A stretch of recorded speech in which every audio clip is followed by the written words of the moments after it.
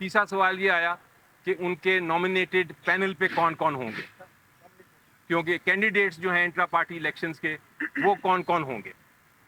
उसके ऊपर मुख्तलिफ लोगों के नाम आए, डिफरेंट अपॉइंटमेंट्स हुई और ये भी नाम आया फाइनली कि चेयरमैन उनका नॉमिनेटेड केयर टेकर चेयरमैन कौन होगा, कि क्या इमरान खान साहब चेयरमैन का इलेक्शन, ये इंट्रा पार्टी इलेक्शन जो होने जा रहा है, इसमें क्या इमरान खान साहब चेयरमैन का इलेक्शन लड़ेंगे या नहीं। क्योंकि इलेक्शन का वक्त करीब आ रहा है तो हम अपने इंट्रा पार्टी इलेक्शंस करा लें। जब इलेक्शन कमीशन ऑफ पाकिस्तान ने एक नोटिस दे दिया कि आपको, चूँकि आपने इलेक्शन नहीं कराए तो क्यों ना आपको हम ये बैट का जो बल्ले का सिंबल है वो हम ना दें। बिस्मिल्लाहिर्रहमानिर्रहीम। पीटीआई की लीडरशिप ने आज मुझे एक ज़िम्मेदारी सौंपी है कि जो इंट्रा पार्टी इलेक्शंस के बारे में जो फ़ैसला किया है उससे मैं कौम को आगाह करूं।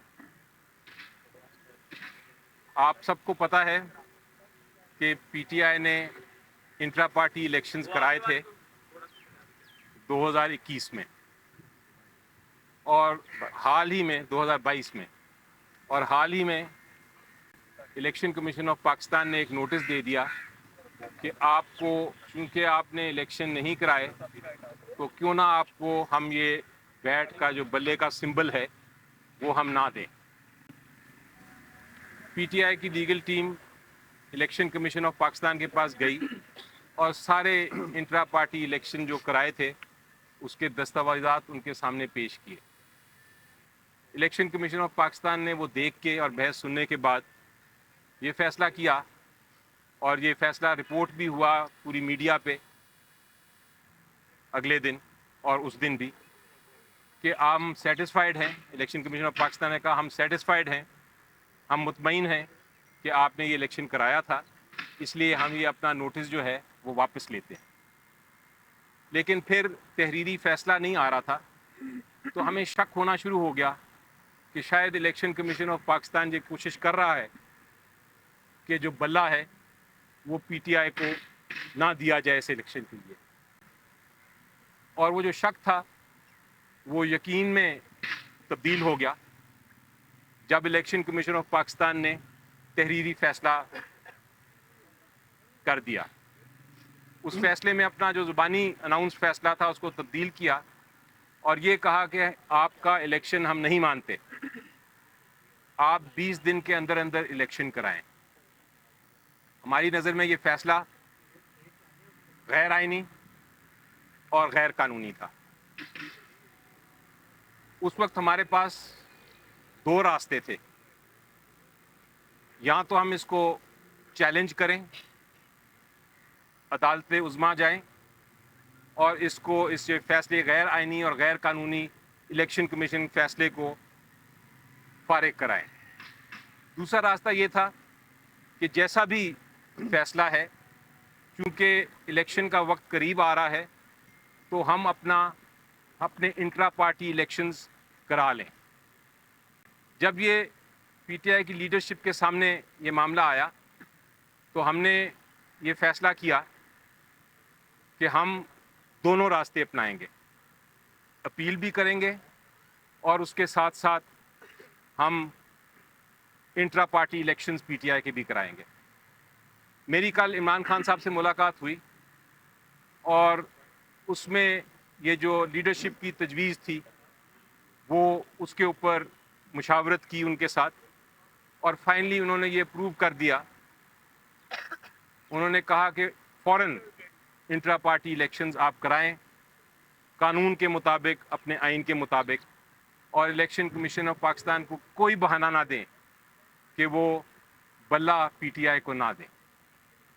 तो ये तो पहला फ़ैसला हो गया। कल मैंने फिर शाम को जब मीटिंग की लीडरशिप से, तो आज फ़ैसला मैं आपको सुना रहा हूँ कि इंट्रा पार्टी इलेक्शंस हम हफ्ते के दिन,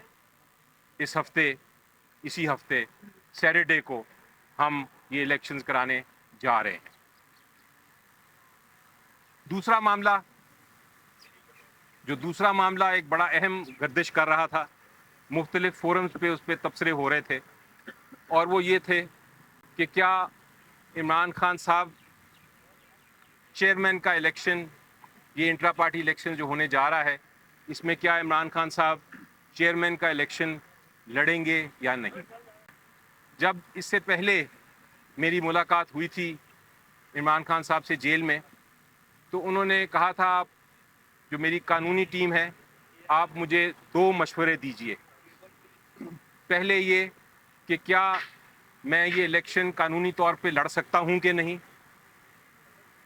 اور دوسرا کہ اگر میں لڑ سکتا ہوں تو کیا خطرات نظر آتے ہیں آپ کو, کیا خطرے ہیں کہ پی ٹی آئی کو جو الیکشن ہے اس کو الیکشن کمیشن آف پاکستان پھر بھی کالعدم قرار دے دے گا صرف اس وجہ سے کہ میں الیکشن میں حصہ لے رہا ہوں.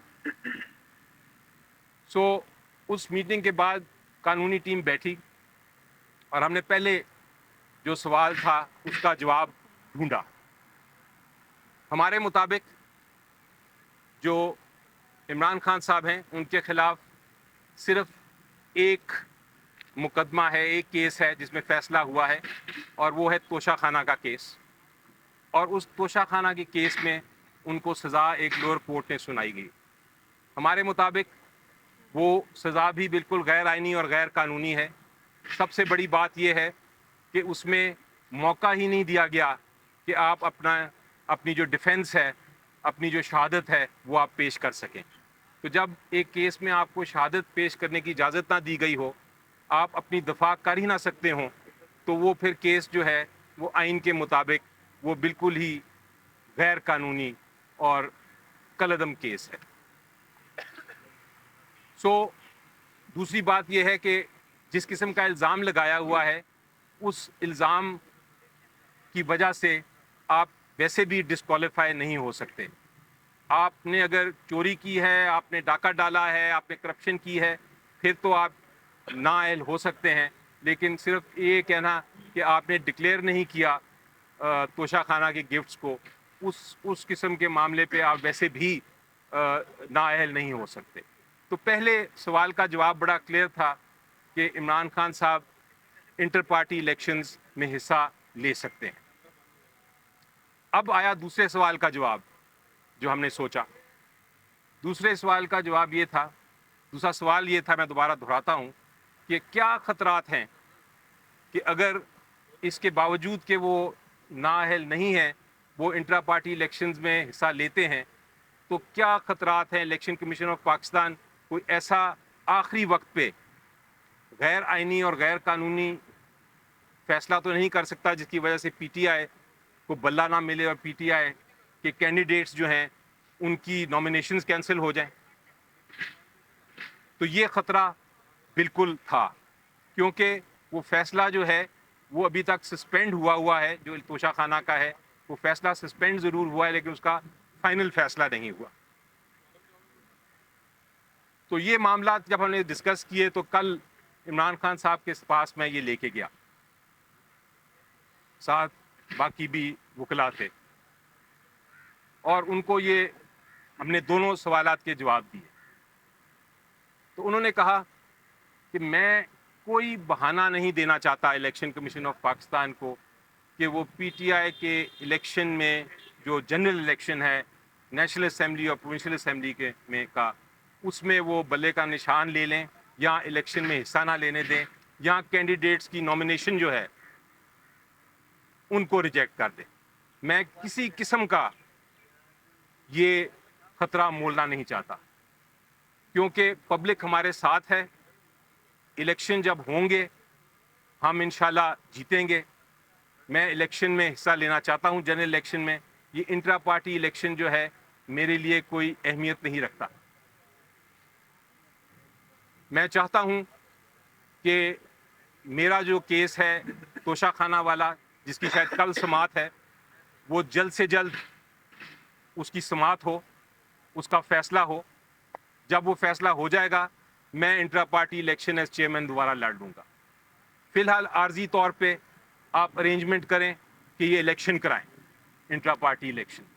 اس میں جو بھی الیکشن کے تقاضے ہیں، جو بھی پینل ہے، وہ پینل میں اپروو کرتا ہوں. آپ جا کے یہ فیصلہ لیڈرشپ سے کرا لیں اور پھر اس پینل کے ذریعے الیکشن کرائیں. تو یہ دوسرا ان کا فیصلہ کل میں نے رکھا سینئر لیڈرشپ کے پاس، اور وہ سینئر لیڈرشپ نے وہ بھی اپروو کر دیا. سو الیکشن جو ہے انٹرا پارٹی الیکشن، وہ عارضی طور پہ عمران خان صاحب جب تک ان کا توشہ خانہ کے کیس کا فیصلہ نہیں ہوتا وہ یہ الیکشن نہیں لڑ رہے. اب تیسرا سوال آیا. تیسرا سوال یہ آیا کہ ان کے نامینیٹڈ پینل پہ کون کون ہوں گے، کیونکہ کینڈیڈیٹس جو ہیں انٹرا پارٹی الیکشنز کے وہ کون کون ہوں گے. اس کے اوپر مختلف لوگوں کے نام آئے، ڈفرینٹ اپوائنٹمنٹس ہوئیں، اور یہ بھی نام آیا فائنلی کہ چیئرمین ان کا نامینیٹڈ کیئر ٹیکر چیئرمین کون ہوگا. یعنی جب تک کہ وہ اپنا الیکشن نہیں لڑتے انٹرا پارٹی چیئرمین کے لیے وہ کون ہوگا. بہت سے قدآور شخصیات کے نام سامنے آئے، لیکن فیصلہ یہ کیا گیا کہ وہ جو قدآور شخصیات ہیں وہ مستقل عہدے سنبھالے ہوئے ہیں پارٹی کے. وہ ان کو عارضی عہدہ دینا مناسب نہیں ہے. اس لیے ہمیں کوئی ایسا شخصیت چاہیے جو کنٹروورشل نہ ہو اور جو کیئر ٹیکر موڈ کا یہ عارضی طور پہ یہ جو ارینجمنٹ ہے اس کا کردار ادا کر سکے. تو اب جو میں نام جو انہوں نے سلیکٹ کیا اور جو نام میں لینے لگا ہوں وہ ایک ایسی شخصیت ہیں جو کہ قدآور تو ہیں لیکن وہ ٹیمپری ارینجمنٹ کے لیے بالکل مناسب ہیں. اور ان کی نامینیشن سے آپ کو پتہ چل جائے گا کہ یہ کوئی -1 فارمولا نہیں ہے، یہ کوئی کو نہیں ہے. یہ عمران خان صاحب کے اپنے نامنی ہیں اور یہ ایک عارضی طور پہ جو ارینجمنٹ ہم کر رہے ہیں اس کے مطابق مناسب ہیں. یہ جو ریومرز چل رہے تھے کل کے یا اسے پہلے بھی کہ کوئی -1 ہم کریں گے، بالکل نہیں. P T I Imran Khan ہیں اور Imran Khan P T I ہیں. پی ٹی آئی جو ہے وہ عمران خان صاحب کے بغیر کچھ نہیں. کاغذ پہ اگر آپ چیئرمین ہوں یا نہ ہوں اس سے کوئی فرق نہیں پڑتا. جو لیڈر ہیں اور مستقل لیڈر ہیں وہ عمران خان صاحب ہی ہیں. ابھی چونکہ ہم نے قانونی جو ہماری کارروائی ہے وہ پوری کرنی ہے، قانون کے تقاضے پورے کرنے ہیں. الیکشن کمیشن کا غیر آئینی اور غیر قانونی جو آرڈر ہے اس کو ہم نے امپلیمنٹ کرنا